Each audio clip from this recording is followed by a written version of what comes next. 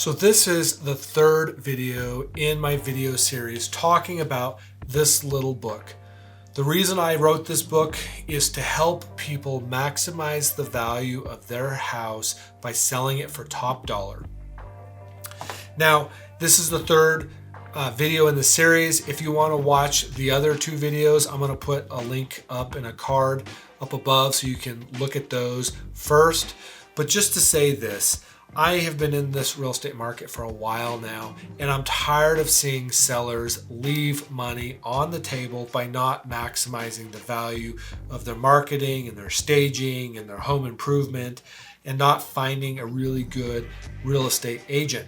And so that's why I wrote this book, so that people can have an easy 5-step process for them to get the most money out of their house. And if you're thinking that that's you, if you're thinking of selling your house in the near future, I'm giving the book away while supplies last. Go ahead and download, or not download, but click the link below and I will ship it to you, an actual copy of the book. Or you can go on Amazon and you can pay $10. Either way, the book would be a good resource for you while you consider selling your house.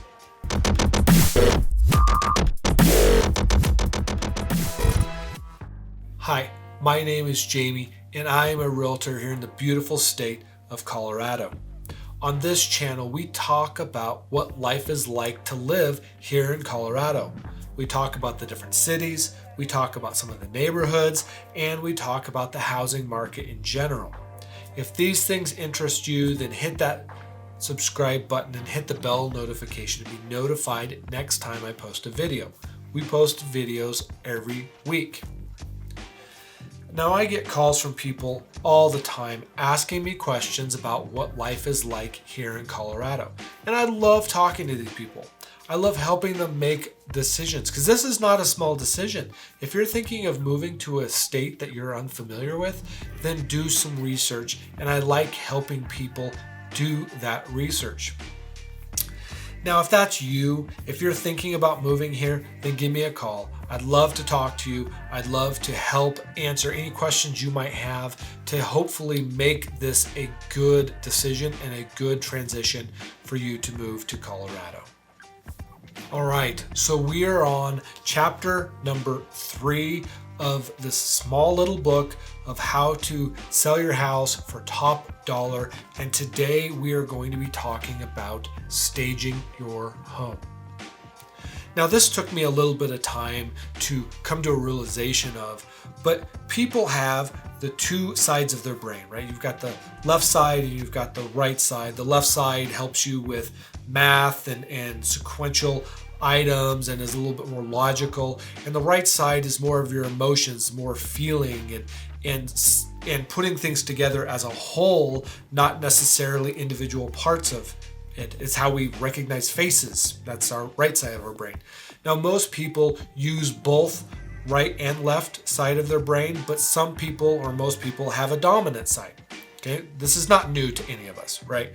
But when it comes to staging a house, we need to take this into consideration. And this is why I think it's important for us to think about how people make decisions and how they use the left and the right side of their brains to make a decision. So it doesn't matter if you are dominant in one side or the other. Usually you will still use both sides of your brain to make a decision. And when it comes to staging, there are things that we do for the left side, but there's a lot of things that we do to appease that right side of our brain that just wants us to feel at home, wants us to feel good about a decision. And so that's kind of the why of why we do staging and why I think it is very important and often overlooked when it comes to selling your house.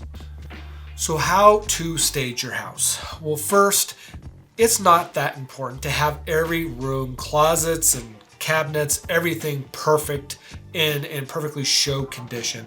You can do that if you want, and if you're above $1 million and you really need to impress people, that might be important. For most people, it's not that important to have every room done, but you want to focus on the key areas. You want to focus on the areas that people are going to see first. People make a decision really quick whether they're going to like a house or not like a house. And so you need to help them make the decision quickly to like your house. So focus on the entryway, focus on a dining room, the living room, the family room, and the kitchen. Those are all really, really important rooms. And then when you go to bedrooms, make sure the master bedroom, bathroom, closet, all of those things, that's your next important area. And then you can focus on some of the other bedrooms and some of the other rooms. And then maybe you have a really nice basement that has a walkout and it's done really nice. You want to focus on those areas as well. But kind of walk yourself through the house, and the areas you come to first, those are the areas you need to focus on first. Now next, you're going to want to depersonalize your house. Now, what I mean by that is this. When you have family pictures on, when you have little sayings that, are really important to you, you need to take those down.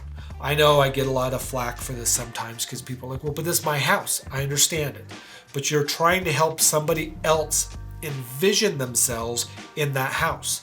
You don't want them to feel like they just walked into somebody else's house, because that's going to be hard for them to connect with that house and for them to feel an emotional attachment to that house, because their brain is telling them, this isn't your house. Don't get attached to this. We don't want them feeling that. We want them to feel like they're already attached to that house. The other thing you need to do is you need to declutter. Almost every house that I look at before we list it needs some sort of decluttering. Now, you don't have to declutter every closet and room and everything, and even the garage. There are some rooms that are more important than others to declutter. But you do want to take stuff out.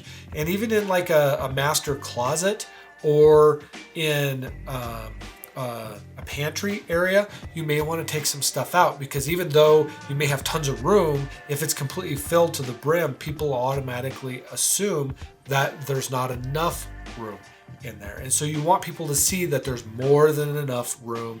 You want people to be able to see the house without tripping over toys or without seeing piles of clothes in the master closet or things like that. You want people to be able to see it and feel comfortable in there. And so decluttering is also a key aspect of doing that. Now, I know this should go without saying, but you also want to clean your house and give it a good deep clean, because when a house, you walk in it and it doesn't feel fresh, it doesn't feel clean, it's hard to envision yourself there because it just doesn't feel good to you. Now, it may feel fine for you. And you need to understand that there's a difference between living in a house and selling a house or showing a house. And when you live there, you become accustomed to certain things, and you may not worry so much about the baseboards being dusted. But when somebody walks into that house for the first time, they're going to notice some of those things. And some people will notice them more than others. But it's going to feel better to somebody when they walk into a house that's super clean. So, it usually doesn't cost a lot of money. It just takes some work. I would recommend doing a good clean on the house. Now, lastly, I recommend when you're doing all these things, keep things neutral.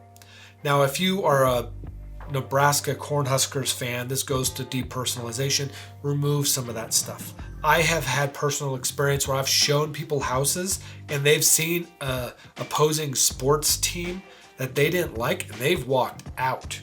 They said, I will not buy a house from a, fill in the blank. Now, it's silly. I get it.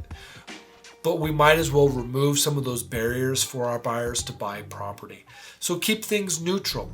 Try to keep the wall paint and flowers and stuff, all the decoration. Try to keep some of those things more neutral so that your house is more appealing to more buyers than possible, because the goal is to sell the house for as much money as possible. And if you eliminate a good portion of those buyers because they don't like the Nebraska Cornhuskers or whatever, then you're not going to sell for as much.